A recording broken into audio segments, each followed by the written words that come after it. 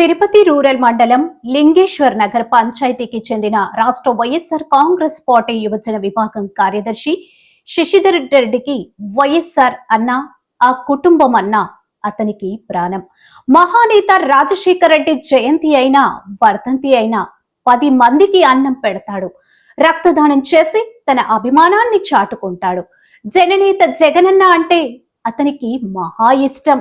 రాజన్న బిడ్డగానే కాదు, తన అభిమాన నాయకునిగా గుండెల్లో చెరగని ముద్ర వేసుకున్న అతడు అభిమాన నేత పర్యటనకు ఉత్సాహంగా వెళ్లాడు.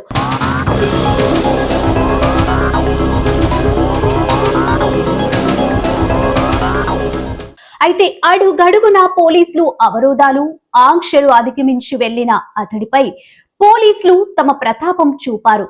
లాఠీచార్జ్ చేసి తల పగలగొట్టారు.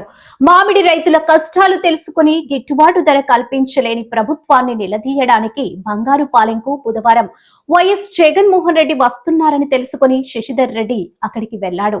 ఉదయం 5 గంటలకే తిరుపతి నుంచి బయలుదేరి పోలీసుల ఆంక్షలన్నీ అధిగమించి బంగారుపాలెం వెళ్లిన శశిధర్ రెడ్డి అక్కడికి వచ్చిన వేలాది మంది జనంలో ఒక్కడిగా జగనన్న రాక కోసం వేచి చూస్తున్నాడు.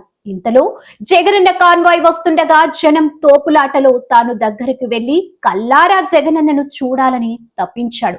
దీంతో అక్కడే ఉన్న పోలీసులు తమ చేతిలోని లాఠీలకు పని చెప్పారు. తలపై లాఠీలతో బలంగా కొట్టారు. ఆ లాఠీ దెబ్బకు తల పగిలిన శశిధర్ రెడ్డి ముఖంపై రక్తం కారుతున్నా లెక్క చేయకుండా అలాగే ముందుకొచ్చాడు. ఇది చూసి జగనన్న చెలించిపోయారు. కాన్వాయ్ దిగి అతని వద్దకి వచ్చి ప్రయత్నం చేయగా పోలీసులు అడ్డుకున్నారు. గాయపడ్డ శశిధర్ రెడ్డిని దగ్గరికి తీసుకుని తలకు తగిలిన గాయం చూసి మరింత ఆవేదనతో పోలీసుల తీరుపై అక్కడే ఉన్న ఎస్ఐ మణికంఠ చందోలుపై మండిపడ్డారు. తన కోసం వచ్చిన కార్యకర్తల తలలు పగలగొట్టడం ఏంటని ప్రశ్నించారు. అనంతరం శశిధర్ రెడ్డిని ఆసుపత్రికి తరలించాలని స్థానిక నేతలకు సూచించారు. శశిధర్ రెడ్డి కూడా తన అభిమాన నాయకుణ్ణి చూశాననే ఆనందంలో తలకు తగిలిన గాయాన్ని లెక్క చేయకపోవడం విశేషం.